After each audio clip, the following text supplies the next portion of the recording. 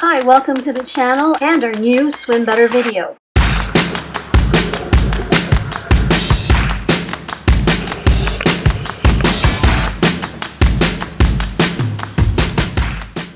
For this video, we'll be talking about the Freestyle Catch. One way to tell the difference between an elite swimmer and a regular swimmer is by how much force they generate and how much distance they get per stroke. They all share superior catch form, so it's a good idea to pay attention to this part of your pull. Apart from all-out sprints and shorter middle distance swims, we rely mostly on our pull to keep us moving forward. There are 4 things you want your pull to do for you. Whether you're a triathlete doing a 1.5 kilometer swim or an open water swimmer doing a 10K, your pull needs to get you from point A to B. A catch with good form generates more propulsion. The next thing you want your pull to do for you is generate power and speed. A good catch allows you to exert more force on the water, helping you to get from point A to B in less time. Number 3 on things you want from your pull. Propulsion, power, and speed, all of that is great. But if that fades after 1,000 meters because you can't sustain your form, not good. A proper catch allows you to swim more efficiently. And number 4, you want your pull to be safe and not cause injuries. A good catch can protect your shoulders and share the pull load with bigger muscle groups.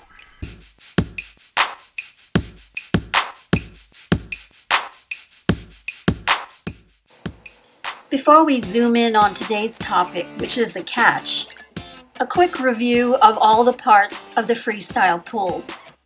There are 6, and the first one is called the arm entry. The arm entry refers to how your arm re-enters the water. The wrong entry can set the tone for your entire pull. So errors like crossing over in front of your head, that's bad. If your arm enters too far from your body, not good. If your arm entry is elbow first, that's bad too.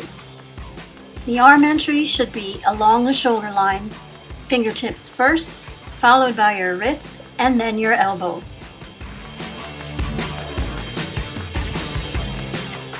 The next phase of your pull is the setup. This is the point when your arms enter the water and you're setting up to initiate the catch. A poor setup will definitely lead to a poor catch. Setup errors can look like this: rolling into the pull, leaving your elbow lower than your wrist, which is in turn lower than your fingertips. Or driving your arm down too deep into the water before even starting your pull. Or setting up with your palm tilted upwards. These 3 and other setup errors like them make it difficult to transition to a proper catch. A good setup is your shoulder rolled forward. The arm is in front along your shoulder line. The elbow is loose and not locked into place. And finally, your hand is tipped down so that you can start your pull early. The third phase of the pull is the catch. The catch is where the most propulsive phase of your pull begins. We'll go into more details about it once we're done with this list of all the phases of your pull.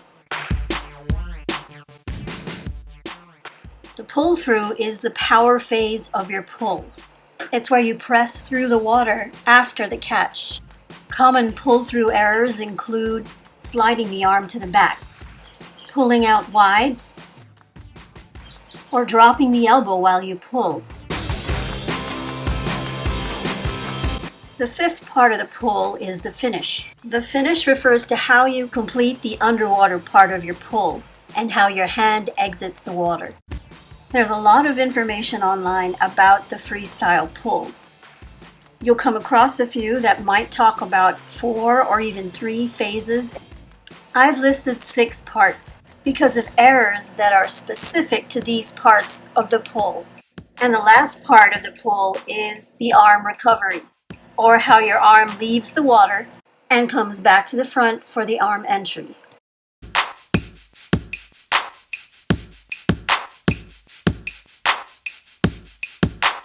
Finally, the main topic, which is the freestyle catch. What follows is an excerpt of an actual swim analysis. It was done during the lockdown, so the swimmer shot his own video and sent them over to us. This is the point where you've caught the water.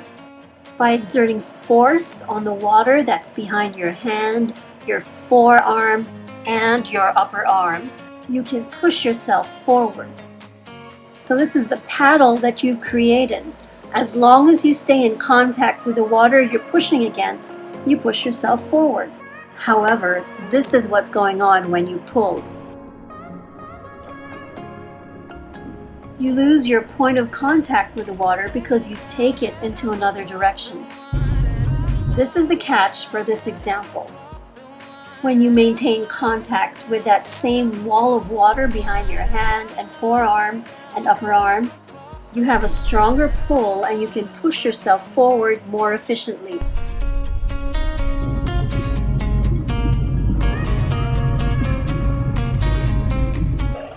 One more look at your left arm pull. This catch has great form, and you can tell because your bigger muscles, like your lats, are engaged. With this form, you've set yourself up for a really powerful pull. Unfortunately, your hand slides inwards and your elbow tucks in, and now you're relying on smaller muscles for force, like your shoulders and your triceps. At this point of the pull, your triceps have to do all of the work to push your body forward. So remember, a really good catch generates more force, and because of that, it requires a little more effort. And sometimes the body will go through something called force avoidance, and this is why we see you shifting from using your lats to a shoulder-driven stroke.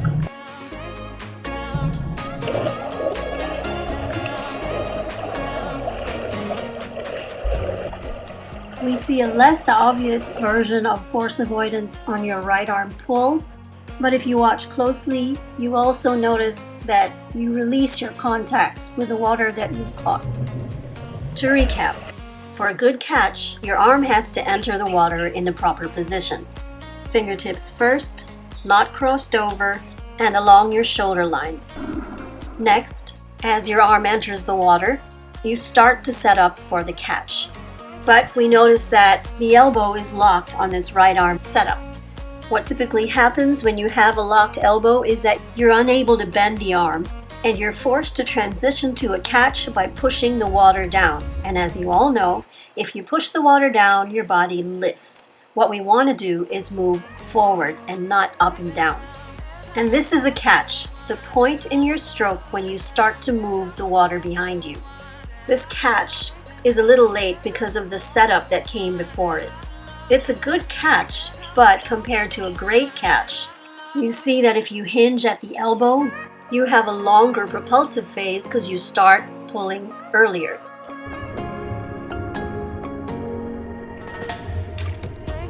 And that's it for the catch. If you have any questions, please post them in the comments section below. Let us know if this video helped, or if you have any more burning questions about swimming and swim technique, please post those as well. If you like this video, please click subscribe and follow us on our other platforms if you want more information just like this. Stay safe. Bye.